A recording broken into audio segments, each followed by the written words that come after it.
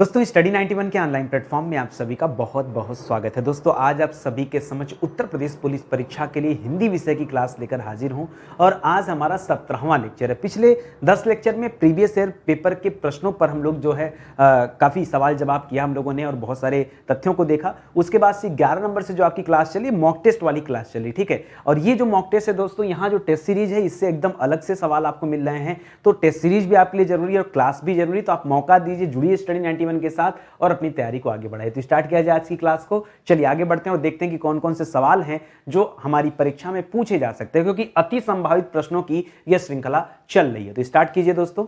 इसके अलावा दोस्तों स्टडी 91 के प्लेटफॉर्म से हमारी किताबें और कोर्स लॉन्च किया गया। मैं कहता हूं आपको बार बार हिंदी पढ़ने की जरूरत नहीं, आप हिंदी को एक बार पढ़िए, भारत का कोई भी एग्जाम हो कहीं डाउट नहीं आना चाहिए, ठीक है। तो हिंदी इंडिविजुअल का दोस्तों हमारी तरफ से कोर्स भी लॉन्च किया गया। ये अपनी हिंदी की किताब लॉन्च की गई दोस्तों। ये किताब आपके पास होनी चाहिए, एकदम अपडेटेड किताब है दोस्तों। आप मौका देकर जुड़िए हमारे साथ तो आपको पता चलेगा, ठीक है। आइए आपका ज्यादा समय नहीं लेंगे, सीधे आते हैं दोस्तों अपने सवालों पर और पढ़ना शुरू करते हैं। एक एक सवाल आपके लिए इंपॉर्टेंट है, बहुत ध्यान से पढ़िएगा और समझिएगा, ठीक है। तो पहला सवाल लिखा है क्या कि निम्नलिखित वाक्यों में से शुद्ध वाक्य कौन सा दोस्तों, उसका चयन करना। जो वाक्य शुद्ध है उसका चयन कीजिए। कर जीवन और साहित्य का अगाध संबंध होता है, ठीक है। अगाध दोस्तों रिश्ते के मामले में होता है, संबंध के मामले में अगाध शब्द क्या है, गलत है, ठीक है। घनिष्ठ संबंध दोस्तों ये आपका सही हो सकता है। निकट संबंध दोस्तों, निकट शब्द सही नहीं दोस्तों, निकट भी गलत है। और घोर संबंध भी नहीं होगा दोस्तों, याद रखिएगा घोर शब्द है दोस्तों, ये भी गलत है। जो सही है वह दोस्तों जीवन और साहित्य में क्या होना चाहिए, घनिष्ठ संबंध होना चाहिए, ठीक है। तो यहां पर ऑप्शन नंबर 2 सही है। देखिए आपको समझना पड़ेगा कि किस शब्द का इस्तेमाल किसके लिए किया जाए, ठीक है। अगर ये जानकारी नहीं होगी तो कभी भी आप वाक्य शुद्धि नहीं कर पाएंगे, ठीक है। अगला सवाल देखिए, करा किसी पद उपवाक्य आदि की विशेषता दिखाने के लिए नीचे जो अधोरेखा खींचते हैं उस अधोरेखा को क्या कहते हैं। कई बार दोस्तों अधोरेखा का तात्पर्य क्या होता है, अच्छा जो रेखा खींचते हैं दोस्तों उसे अधोरेखा कहते हैं। अधोरेखा को हम अपने भाषा में पढ़ते हैं, इसे कहते हैं दोस्तों अंडरलाइन। क्या कहते हैं दोस्तों, अंडरलाइन। जब आप किसी पॉइंट को अंडरलाइन करते हैं इसका मतलब वो कोई विशेष शब्द होता है जिसके बारे में आपसे कुछ पूछा जाता है, ठीक है। तो क्या होगा दोस्तों, यहां पर अधोरेखा हो जाएगा। प्रश्नवाचक चिन्ह दोस्तों ऐसे बनता, गलत हो जाएगा। तिर्यक चिन्ह ऐसे बनता, यह भी गलत हो जाएगा। और कोष्ठक दोस्तों क्या होता है, किसी शब्द का अर्थ बताने के लिए दोस्तों कोष्ठक का इस्तेमाल करते हैं। लेकिन यहां पर जो सही जवाब होगा ऑप्शन नंबर 1 दोस्तों आपका सही उत्तर है, ठीक है। आगे बढ़िए। अगला सवाल देखिए, करा चौराहा में कौन सा समास है। चौराहा, चौराहा जो शब्द दोस्तों, चौराहा, ठीक है। चौराहा जो शब्द दोस्तों, इसमें दोस्तों 4 राहों की बात हो रही है। किसकी बात हो रही है, 4 राहों की बात हो रही है। राहों मतलब रास्तों की बात हो रही है, ठीक है। और याद रखेगा 4 जो पहला पद है दोस्तों, पहला पद संख्यावाची है, पहला पद संख्यावाची है। तो आप बताइए, आपको पढ़ाया गया कि पहला पद संख्यावाची कहां होता है, कर्मधारय में नहीं होता, तत्पुरुष में नहीं होता है। द्विगु समास में पहला पद क्या होता है, संख्यावाची होता है। अगर मैं द्विगु समास के अन्य एग्जाम्पल की बात करूं तो जैसे आप पढ़ते हैं परीक्षा में देता है सप्त ऋषि, क्या देता है, 7 ऋषियों का समूह। या परीक्षा में देता है सतसई, 700 का समाधार। या परीक्षा में देता है दोस्तों अष्ट प्रधान, 8 प्रधानों का समूह। या परीक्षा में देता अष्ट दिग्गज, क्या देता दोस्तों, अष्ट दिग्गज, 8 दिग्गजों का समूह, ठीक है। तो इस तरह से दोस्तों ये जो शब्द हैं ये सब में क्या है, द्विगु समास है। क्या है, द्विगु समास है। तो याद रखिएगा पहला पद संख्यावाची होना चाहिए। और भी लिख लीजिए, जैसे तिराहा लिख देता, चौराहा के जगह तिराहा लिख देता, या तिरंगा शब्द लिख देता, तो यहां भी क्या हो जाएगा दोस्तों, यहां भी द्विगु समास। ये सारे जो ऑप्शन मैंने दिए हैं ये द्विगु समास के उदाहरण हैं। आगे बढ़िए। जो मापा न जा सके उसके लिए एक शब्द बताना है। जो मापा ना जा सके दोस्तों उसे कहते हैं अमापित।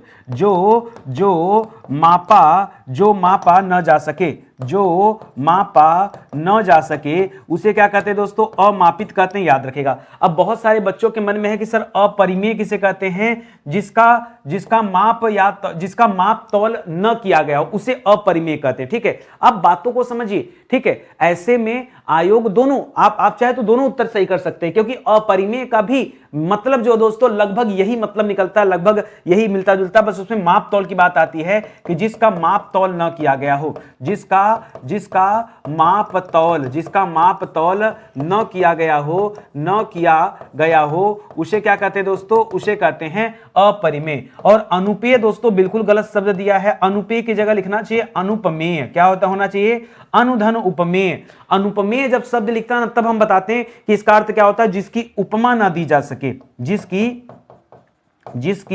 जिसकी उपमा न दी जा सके उसे क्या कहते हैं दोस्तों, उसे कहते हैं अनुपमेय। यहां अनुपेय लिखा था ना, अनुपेय कोई शब्द नहीं होता, ठीक है, या तो बोलता या तो अपेय लिख देता, ठीक है, जिसे न पिया जा सके, ठीक है, न पिया जा सके, ठीक है, न पिया जा सके उसे क्या कहते हैं दोस्तों, उसे कहते हैं, पिया में ऐसे मत लिखिए, ठीक है, ये गलत लिखा हुआ है, जिसे न पिया जा सके, न पिया, पेय पदार्थों के लिए कह रहा दोस्तों, तो पिया जा सके उसकी बात कर रहा है, ठीक है।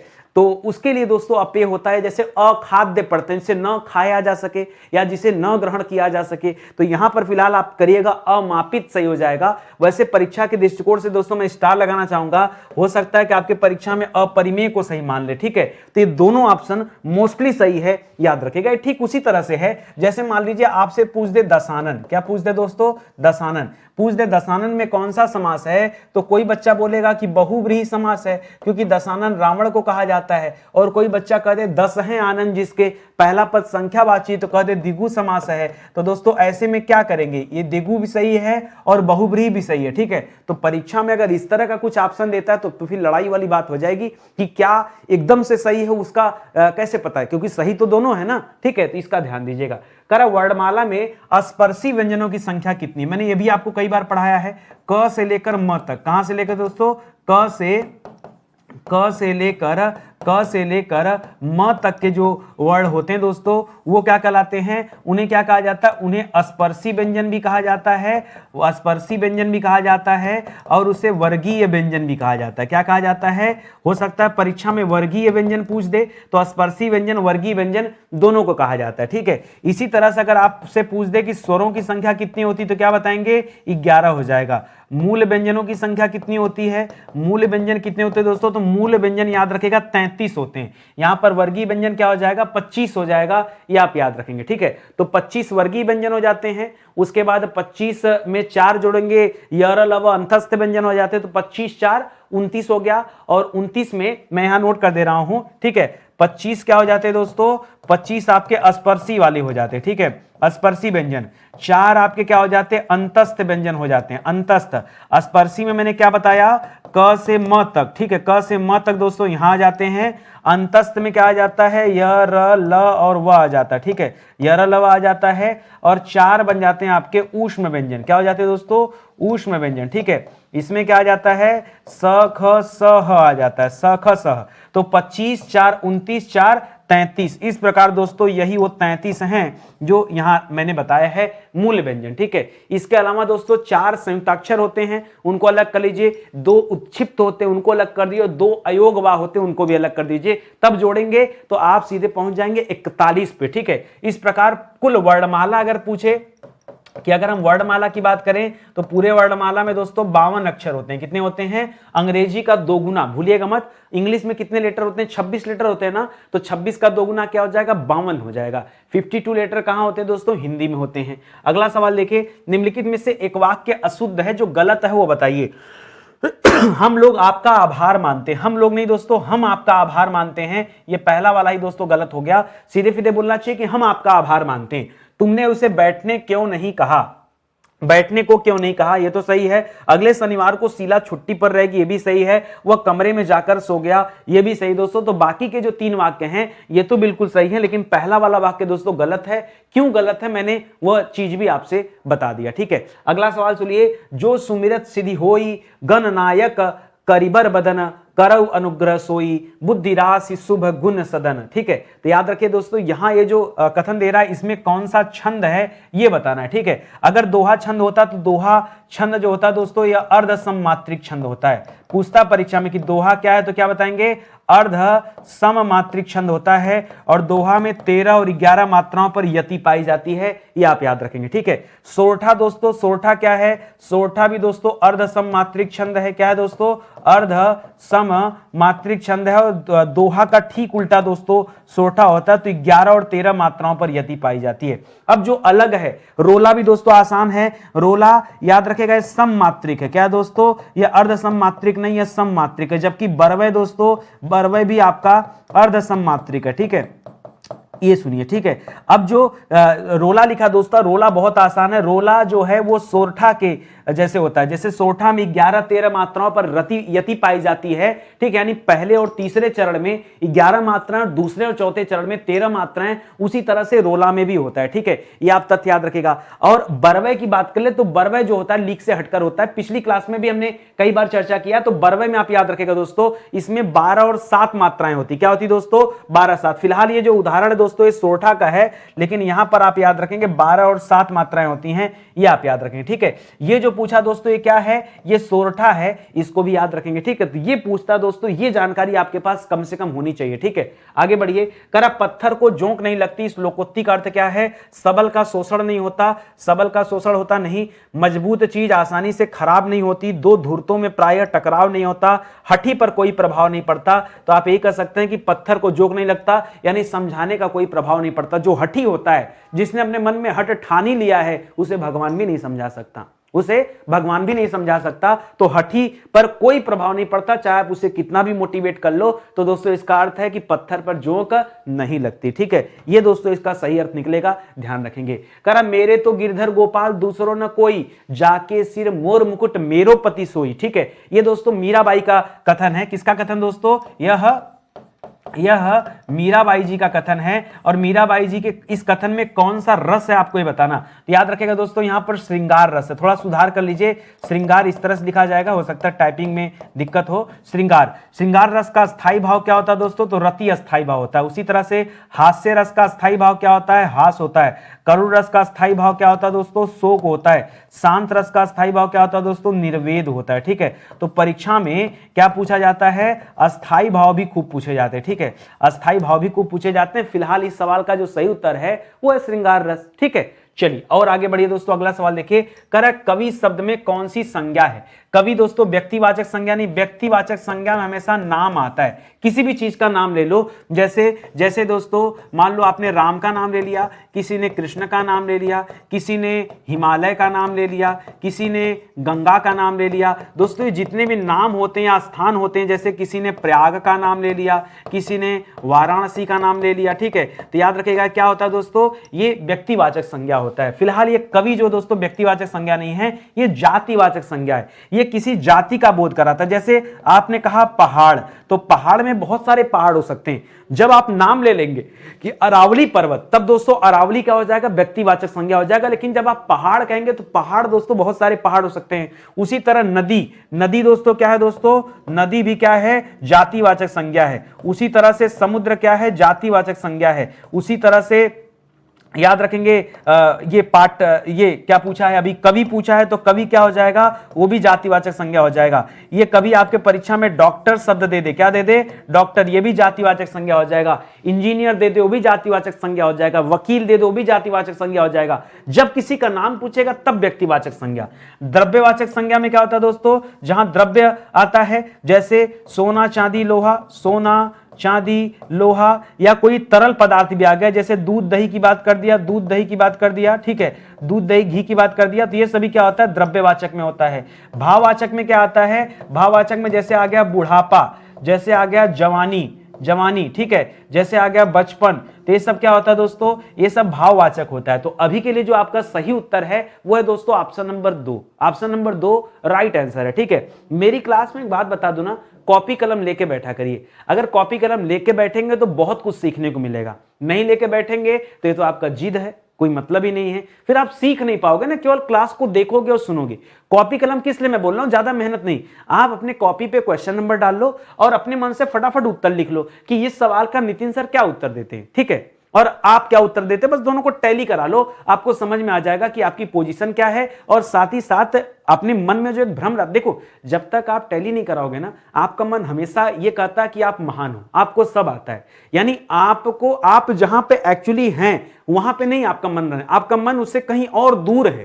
तो ये पता ही नहीं चलता आपको कि नहीं हम पढ़ने में तेज हैं भी कि नहीं है। कब पता चलेगा? जब थोड़ा नंबर कम आएगा ना, तब लगता है मन को कि नहीं यार कम है, हमको मेहनत करना चाहिए। ज्यादा आता तो भी फायदा है। देखिए फायदा दो ही केस में है, या तो आपका नंबर बहुत ज्यादा है, तब दोस्तों कभी भी कम आएगा तो बड़ा कष्ट होगा, ठीक है, कि मुझे ज्यादा लाना है। एक तो फायदा तब है, दूसरा फायदा कब है, जब आपका नंबर एकदम खराब आए, एकदम कम आए, ठीक है, तब दिल पे चोट लगती है, और फिर जब दिल पे चोट लगती है तो इंसान टॉप करता है, ठीक है, तब हो जाता है। ये एवरेज वाले बच्चे ना ये कुछ नहीं कर पाते, फेल, कोई मतलब नहीं। एवरेज वालों कोई फर्क ही नहीं, हाँ ठीक है 50 में 30 सही है, जितना पढ़े उस हिसाब से, मतलब बड़ा कंफर्ट जोन में होते हैं। आपको कंफर्ट जोन में नहीं रहना है, या तो एकदम टॉप पे रहो या तो एकदम नीचे रहो, ये दो केस में आप हमेशा आगे बढ़ोगे, ठीक है। आगे बढ़ जाओ, लिख रहा आप भला तो जग भला। इसमें देखो रेखांकित दे दिया, यही दोस्तों इसी को अधोरेखा चिन्ह कहते हैं। क्या कहते हैं दोस्तों, इसी को अधोरेखा चिन्ह कहते हैं, या इंग्लिश में इसे क्या कहते हैं दोस्तों,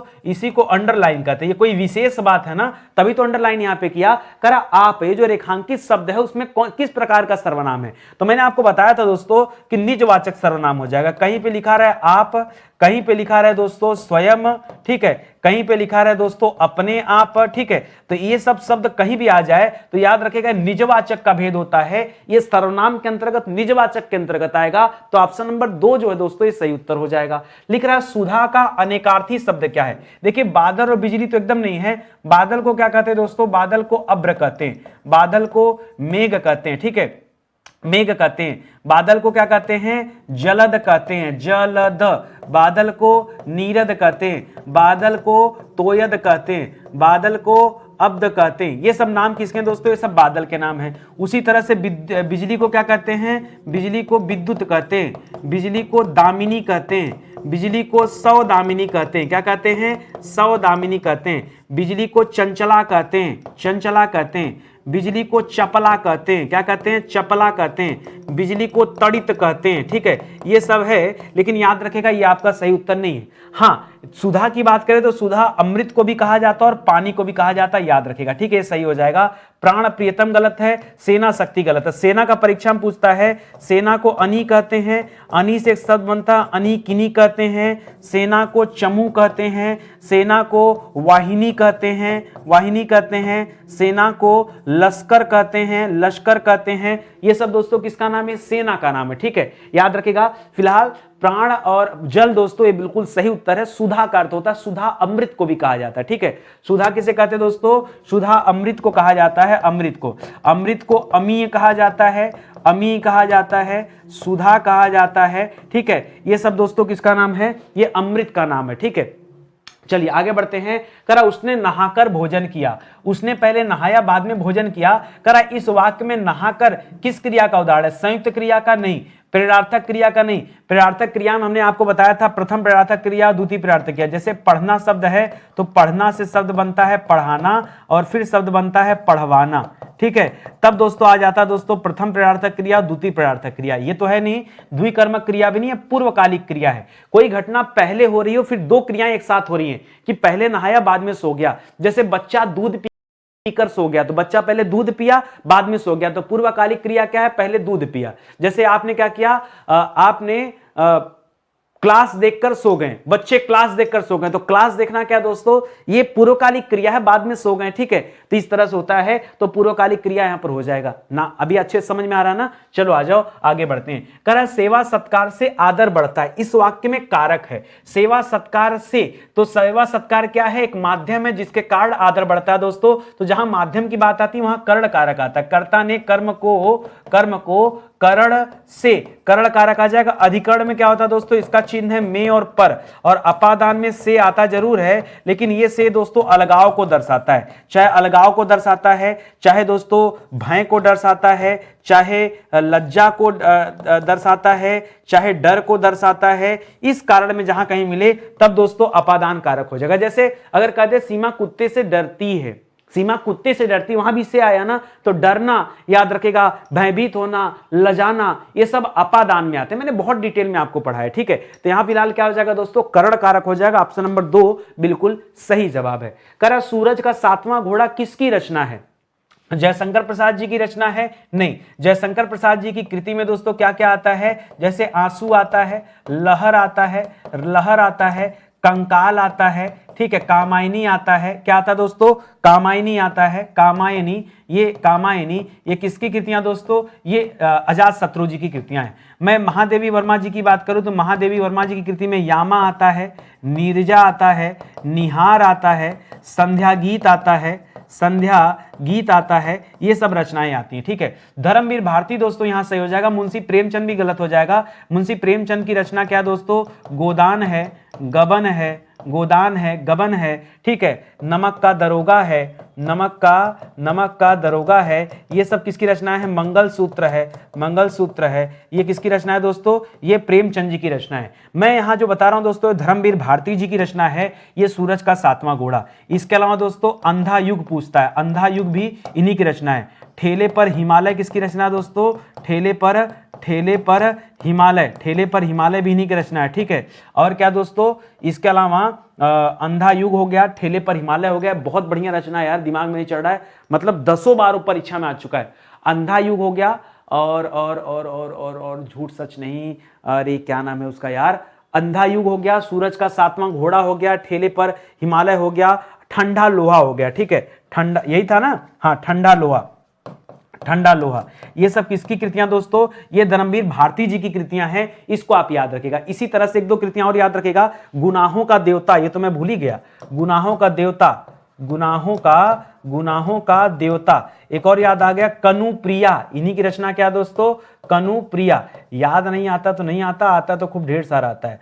मुर्दों का गांव, ठीक है, मुर्दों का गांव किसकी रचना है, ये सभी रचनाएं किसकी दोस्तों, धर्मवीर भारती जी की रचनाएं हैं, ये आप याद रखिएगा। ठीक है, ऐसे भी सवाल आता है। अब देखिए यहां कितनी सारी रचनाओं के बारे में पढ़ा, गिनती करिए, 1 2 3 4 5 6 7 8 9 10 11 12 13 14 15 16 17 18 और ये ऊपर वाला जोड़ लीजिए 19 रचनाओं का नाम मैंने आपको बताया, 19। आप सोचो तो कितना इंपॉर्टेंट हो गया कि नहीं। चलिए आगे बढ़ते हैं, अगला सवाल देखते हैं। लिख रहा है सुधी शब्द दिया है कि सुधी शब्द के अंत में क्या जोड़ने पर बहुवचन बन जाएगा। तो मान लीजिए मूल शब्द क्या है दोस्तों, सुधी, तो सुधी शब्द में गढ़ नहीं दोस्तों, सुधी शब्द में जन जुड़ना चाहिए, तो सुधी जन हो जाएगा। ठीक है, सुधीगढ़ सुधी वृंद नहीं दोस्तों, याद रखेगा। ठीक है, जैसे यहां जैसे गुरु शब्द दे देता, ठीक है, तो गुरु शब्द में क्या लगता दोस्तों, जन लगता। लेकिन अगर मान लीजिए अध्यापक शब्द दे देता तो अध्यापक में जन नहीं दोस्तों, अध्यापक में गढ़ शब्द लगता है, क्या लगता है,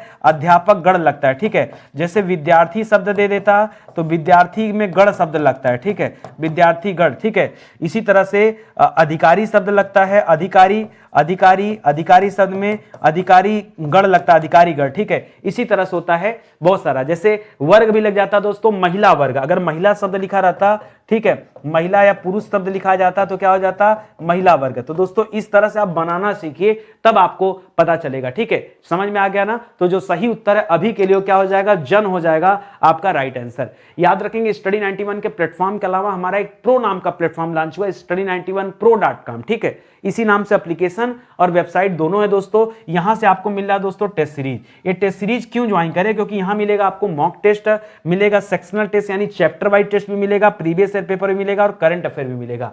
आप चाहे किसी भी परीक्षा की तैयारी कर रहे हो, लेकिन टेस्ट सीरीज आपके पास होनी चाहिए। एक टेस्ट सीरीज लेके रखिए, रात को सोते समय जब भी आपको फ्री टाइम मिले, आप 10-20 मिनट दोस्तों आप टेस्ट पे देते रहिए। उससे क्या होगा, नए नए सवाल जब आप देखेंगे ना, गलत सही होगा, अरे बहुत होगा तो गलत होगा भाई, गलत होगा तो सोल्यूशन देख लेना, पता चल जाएगा सही क्या है, यही ना। ठीक है, लेकिन यार गलती नहीं करोगे तो सही का पता चलेगा कैसे। तो टेस्ट सीरीज ज्वाइन करने का बहुत फायदा है।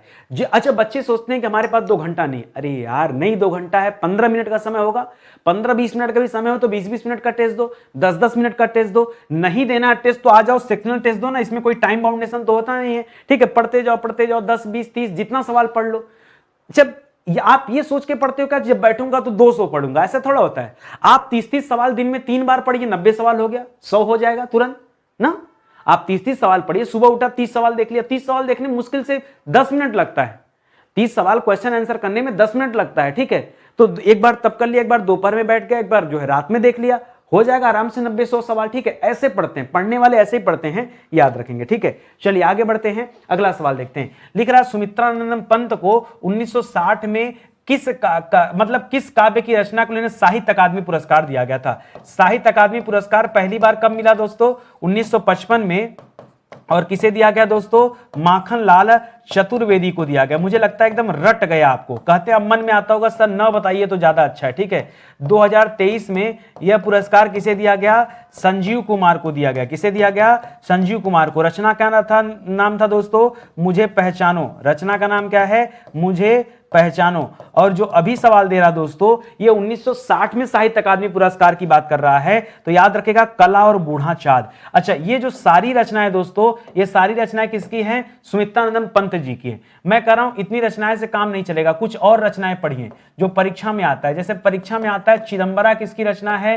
तो इन्हीं की रचना है। एक रचना और आता है दोस्तों लोकायतन, किसकी रचना है? लोकायतन, वो भी इन्हीं की रचना है। ये दो रचनाएं कम से कम और याद रखिए, बाकी वीड़ा, गुंजन, युगांत और कला और बूढ़ा चाँद ये भी आप याद रखेंगे। करा वह पढ़ता है लेकिन बात भी बहुत करता है। ये जो लेकिन शब्द है क्या है? क्या क्रिया विशेषण है? नहीं, यह है दोस्तों अव्यय। ये संज्ञा सर्वनाम नहीं है, ये क्या है? अव्यय। अव्यय में दोस्तों याद रखिए, कभी कहीं पर आपको क्योंकि शब्द मिल जाए, कहीं अगर आपको लेकिन शब्द मिल जाए, कहीं आपको अर्थात शब्द मिल जाए, कहीं आपको और शब्द मिल जाए, कहीं आपको अथवा शब्द मिल जाए, ठीक है, कहीं आपको अतएव शब्द मिल जाए, अतएव शब्द मिल जाए, कहीं आपको किंतु शब्द मिल जाए, कहीं आपको परंतु शब्द मिल जाए, ये सब कहीं भी दिखे ना तो आप मान लीजिएगा कि अव्यय है। ये अव्यय के भेद होते हैं, मैंने बहुत सारी क्लास में दोस्तों आपको पढ़ाया, तो ये अव्यय है, इसको ध्यान रखेंगे, ठीक है। चलिए आगे बढ़ते हैं, अगला सवाल देखते हैं। करा वह खा रहा था में खा रहा था में कौन सा काल है?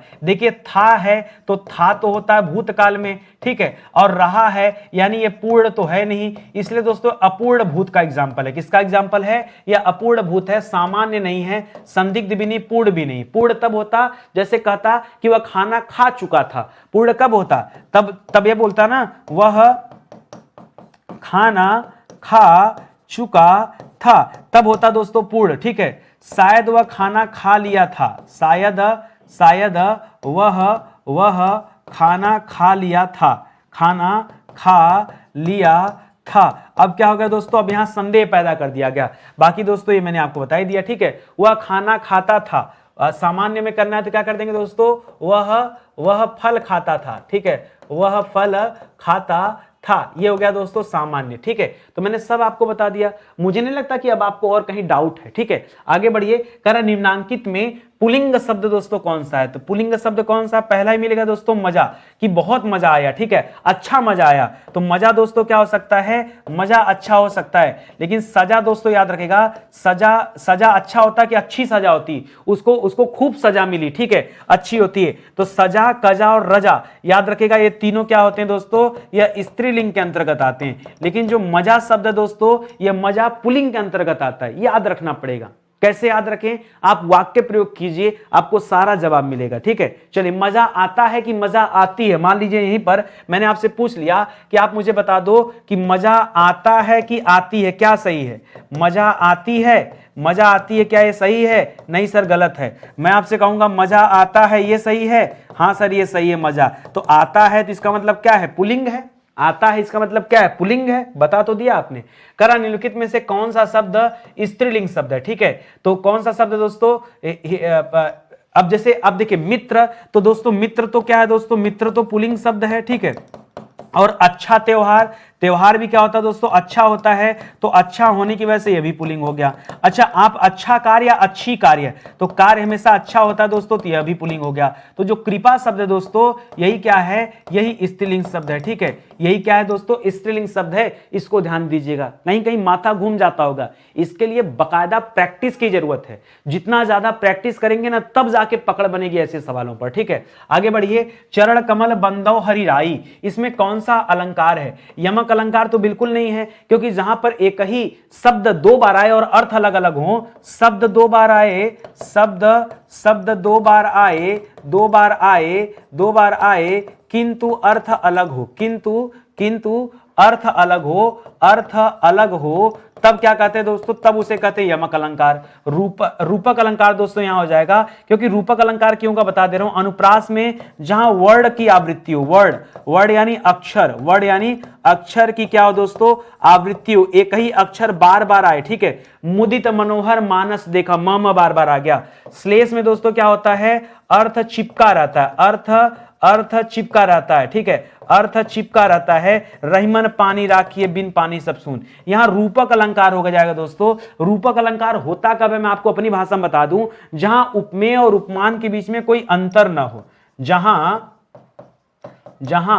उपमेय उपमेय और उपमान में अंतर न हो, वहां क्या होता है दोस्तों, रूपक अलंकार। करा चरण कमल, चरण जो था दोस्तों कमल है, ठीक है, कमल की, चरण की तुलना कमल से की गई, तो दोस्तों यहां उपमेय उपमान में कहां अंतर हो रहा है, चरण कमल बंदव हरिराई, ठीक है, यहां क्या हो जाएगा दोस्तों, ये रूपक अलंकार हो जाएगा, याद रखेंगे, ठीक है। आगे बढ़िए, करा कमलम समानार्थी है। कमलम का अर्थ क्या दोस्तों, कमलम का अर्थ है कमल, और अब कमल आप जानते हैं, तो कमल को क्या कहा जाता है, कमल को राजीव कहा जाता है, कमल को अरविंद कहा जाता है, क्या कहा जाता है, अरविंद, और यहां पर दिया अरविंदम, यही सही हो जाएगा।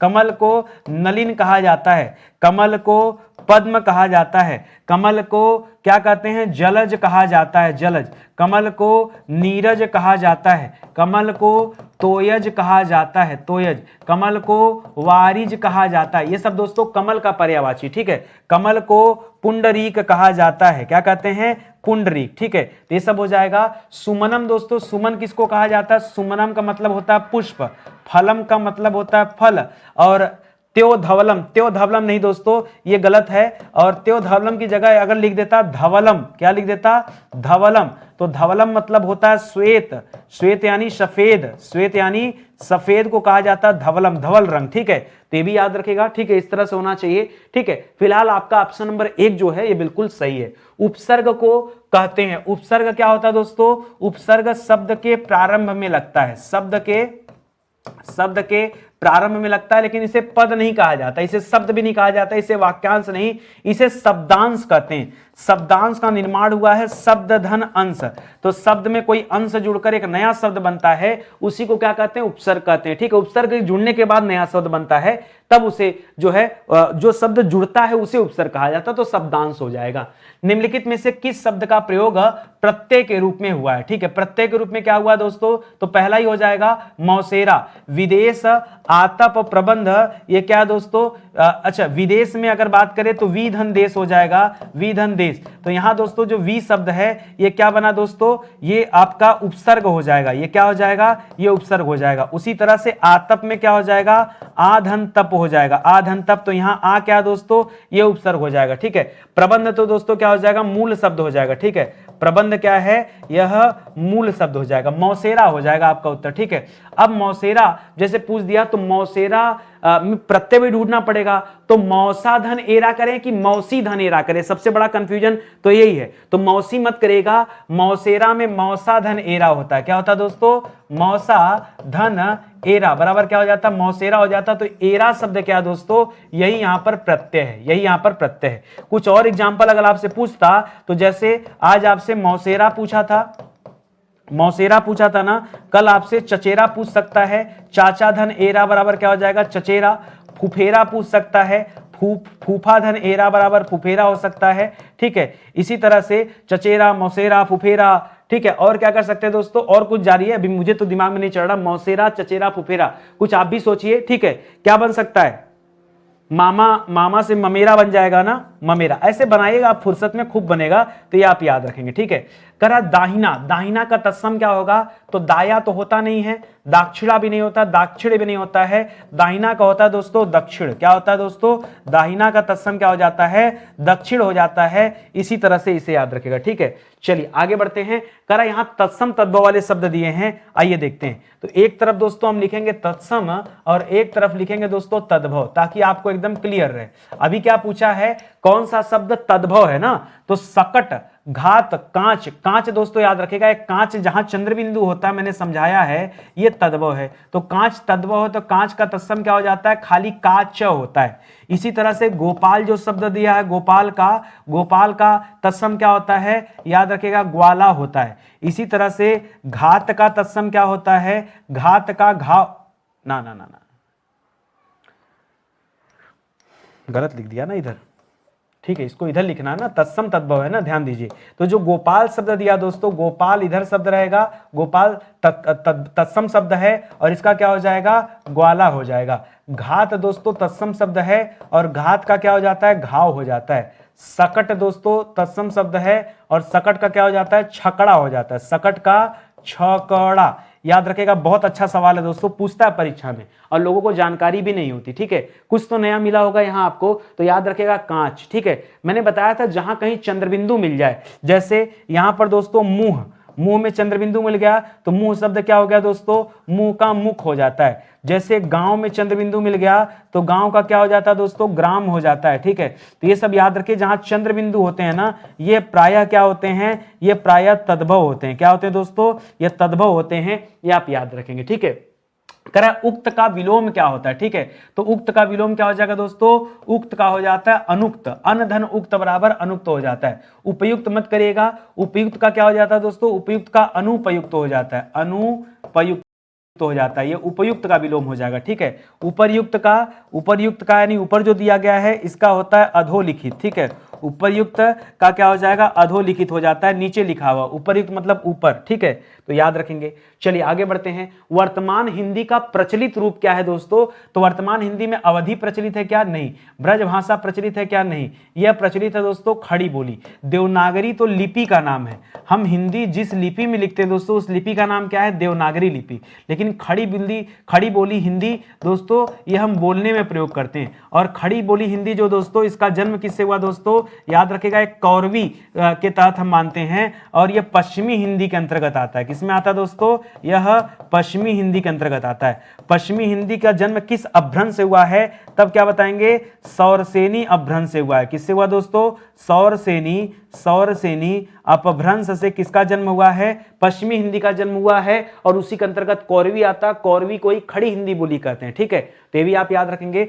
बढ़िया सवाल है। वर्तमान हिंदी का प्रचलित रूप यही है। लेकिन आप मुझे बताओ कि तुम्हारा जन्म कब और कहां हुआ है। ठीक है, तो सरल वाक्य क्या, नहीं, ये बताओ कि जहां शब्द आ जाता दोस्तों वह क्या होता है, वह हमेशा मिश्र वाक्य होता है, संयुक्त भी मत करेगा। ठीक है, संयुक्त का पहचान क्या है, लेकिन, किंतु, परंतु और इसलिए।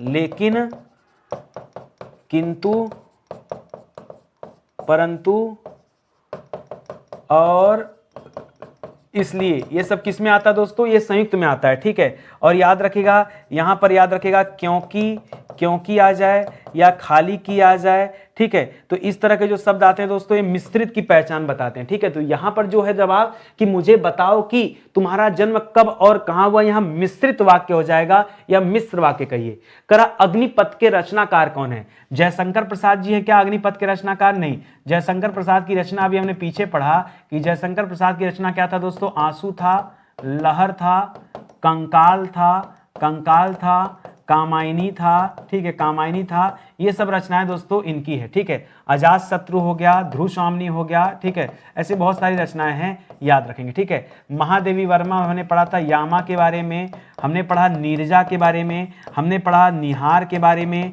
हमने पढ़ा, संध्या गीत के बारे में। ये सब किसकी रचनाएं हैं, महादेवी वर्मा। लेकिन ये भी सही उत्तर नहीं है। ठीक है, ये सही उत्तर है दोस्तों हरिवंश राय बच्चन।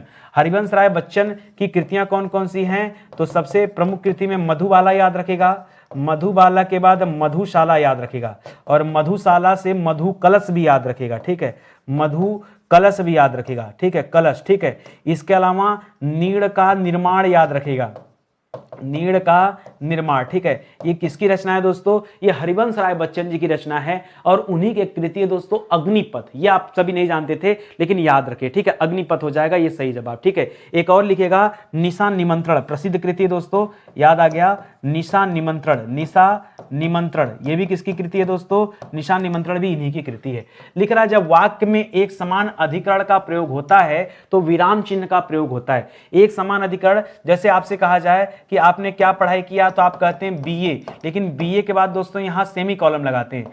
फिर कहते हैं दोस्तों एमए, क्या कहते हैं दोस्तों, बीए, एम ए। ठीक है, फिर सेमी कॉलम लगाते हैं। फिर कहते हैं बीएड, ठीक है। ये डिग्रियां जो होती है दोस्तों, इसके बाद ये सेमी कॉलम लगता है और इसी को क्या कहते हैं, अर्धविराम कहते हैं, ठीक है। तो याद रखेगा, जब अधिकरण एक जैसा हो तो अर्धविराम का प्रयोग होता है।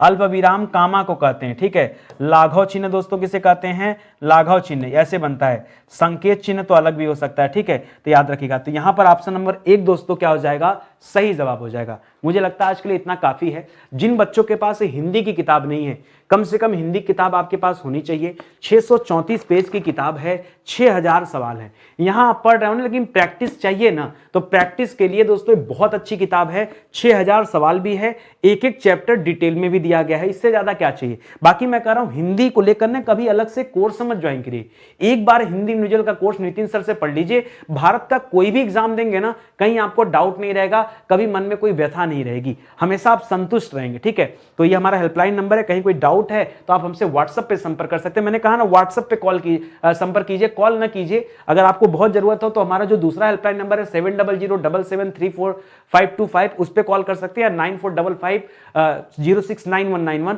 वो नंबर भी है। 2 नंबर आपको दिया हुआ है, ये व्हाट्सएप के लिए स्पेशली मैंने लॉन्च किया था, ठीक है, कि आप व्हाट्सएप पे अपनी बातें बता दीजिए, हमारी टीम आपसे खुद कनेक्ट होगी, हम खुद आपको कॉल करेंगे, ठीक है। तो परेशान ना होइए। बाकी अलग अलग परीक्षाओं के लिए, अलग अलग विषयों के लिए किताब है हमारे पास, तो आप चाहें तो उसे ले सकते हैं। सेशन आज का ही समाप्त होता है दोस्तों। आपको बहुत ज्यादा फ्री मटेरियल की जरूरत पड़ती है हमेशा कि सर हमें फ्री में पीडीएफ दे दीजिए, स्टडी मटेरियल दे दीजिए। तो जिन बच्चों को दोस्तों फ्री स्टडी मटेरियल की जरूरत हो, ठीक है, फ्री स्टडी मटेरियल की जरूरत हो, उनके लिए मैं बताना चाहूंगा, फ्री स्टडी मटेरियल अगर आपको चाहिए, फ्री स्टडी मटेरियल अगर आपको चाहिए, तो ये स्टडी मटेरियल आपको मिल जाएगा स्टडी 91 प्लस से। कहां से मिल जाएगा, स्टडी 91 प्लस से मिल जाएगा। स्टडी 91 प्लस से दोस्तों, अगर आप हमारा वीडियो कोर्स क्लासेज ज्वाइन करते हैं, वीडियो क्लासेज वहां पर है दोस्तों, वीडियो क्लासेज ज्वाइन करते हैं, तो वहां पर दोस्तों हम लोग अभी डिस्काउंट प्लान भी कर रहे हैं, वो आपको डिस्काउंट के साथ वहां क्लासेज मिल जाएंगे, ठीक है।